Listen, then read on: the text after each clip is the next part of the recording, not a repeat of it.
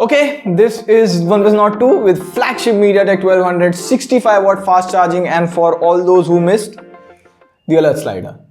So I've been using it for more than 2 weeks now, and the question that has to be asked is, should you buy the Nord 2 for 30,000 rupees, or what is the state of Oppo's ColorOS in it? Is it still OxygenOS on Nord 2?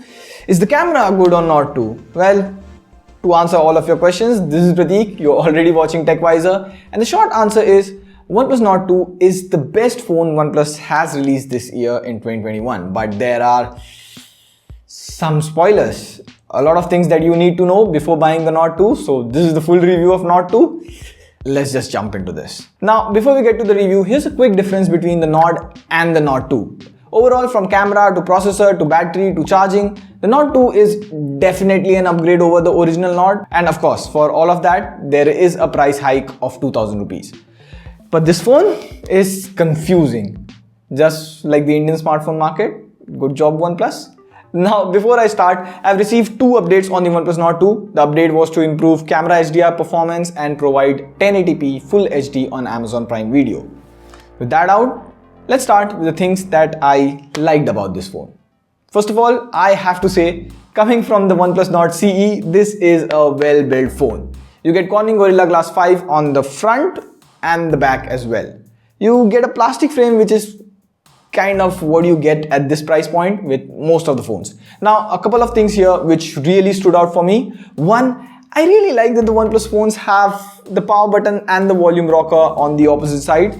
So whenever I have to press power button or change volume or even take a screenshot, I'm never confused. And it's easy. More phones should do this.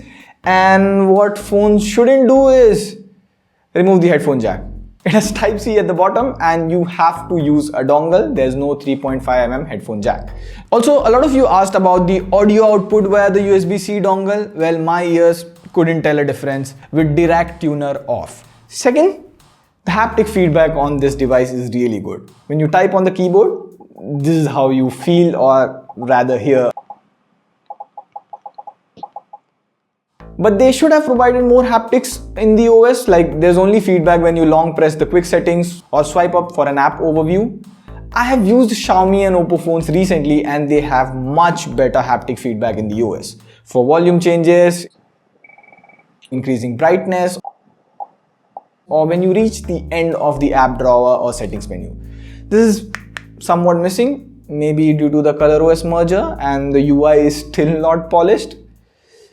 We'll get to ColorOS later. But the second thing I liked about the phone is the quality of the display. It's a good 90Hz Full HD AMOLED panel. It does have an always-on display, which you can customize as well. Now, many of you are really confused between 90Hz and 120Hz. Well, see, here's the difference. The camera is slowed down enough. You can see that the 90Hz display is a bit blurry here, whereas the 120Hz is pretty accurate. But the thing is, your eyes are in camera and a human eye cannot see the difference between 90Hz and a 120Hz display. What you can feel is though touch sampling rate. Touch sampling rate basically means how many touches your phone's display can handle in a second. So for example, this is Nord 2, which has 180Hz touch sampling rate, and this is iQOO 7, which has 300Hz touch sampling rate. Now in this app, if I draw my finger straight, you can see the line on iQOO 7 has more dots, meaning it can take more touches than the Nord 2. Again, you only feel this touch latency when you are playing shooting games, where you tap the screen a lot. I did feel the difference while playing COD on both iQOO 7 and OnePlus Nord 2, but if you don't game that much in normal day-to-day tasks, you will hardly feel a difference. Or you might, since I've told you now. Also, Delhi is very sunny these days, and if you use the phone outside quite a lot, the brightness, if you can see here, felt a bit less compared to iQOO 7. That's how I felt using the phone outside. Anyways, the Nord 2 comes with MediaTek Dimensity 1200. I feel there's a lot of MediaTek chips out there. You also get 8GB LPDDR4X RAM and 128GB UFS 3.1 storage. And we'll consider 8GB of RAM because you cannot buy the 6GB base variant yet and it's not available as of now. If you do get the 6GB variant, please tag us on Twitter. I want to tell you, you are the chosen one. Now, Dimensity 1200 is a very good chip. It's 6nm and it runs cool. But as I said in my unboxing, Nord 2 does throttle the CPU a bit. You can check that video here. Now, in basic terms, throttling means not allowing an app or CPU to run at full speed. So you can just save battery or avoid overheating. Now, you ask, all right, what's the problem with it, Prateek? First, you're not getting the full potential of your device. It's like buying a Ferrari and driving it like a Honda City. Second, you might buy this phone considering Dimensity 1200's performance on other phones. But the case here is totally different. And that's where reviews play a crucial role. Subscribe to TechWiser to stay wiser, my friend. Anyways, I'll show you an interesting thing. MediaTek phones have this performance mode which you should enable to get the best performance of your phone. And see here, I did the Google Chrome benchmark test. Last time in the unboxing, it scored low like 50 something. Now with performance mode on, the score is beyond 70. Like why? It's the job of the OS or the processor to decide automatically when to turn on performance mode or stable mode or whatever you're calling it. Why? It's only with MediaTek phones, by the way. Snapdragon doesn't do this thing. Now in normal games, I didn't feel the throttling issue. It can easily run BGMI or bug me, as you can see, at 60 FPS, which is fair enough for a non-gaming phone. In Genshin Impact, it struggles a bit at medium graphics 60 FPS, but it's more of the game not being optimized for MediaTek 1200. Now, Dimensity 1200 does bring better network on this phone. With my Jio SIM, I mostly get 3CA or even 4CA 4G Plus carrier aggregation in most part. So it does support 4CA. But with Airtel, I barely got 4G Plus anywhere, but I think that's mostly the problem with Airtel rather than Nord 2. You also get 6 5G bands now on OnePlus Nord 2. It's probably the first OnePlus phone to get so many bands, but good one, OnePlus. Now let's get back to ColorOS. You might know that ColorOS is merged with OxygenOS on this Nord 2. So basically, internally this phone has ColorOS code, but on the outside, it looks like OxygenOS. Now I'm okay with this move because it helps OxygenOS develop more now, and the biggest benefit of that is the camera or the cameras. See, on normal things, the photos and colors are good. Even the night mode photos are really good thanks to OIS on this camera. The wide angle camera is pretty meh. They should have left out the 2 megapixel mono camera and put up a 12 megapixel wide angle camera instead of 8 megapixel. That would have been a much wiser decision, but anyways. And talking about things that could be better brings me to the things I didn't like about this phone. The selfie camera. And in fact, even videos and photos from the rear camera of human subjects are just weird. They just turn out weird.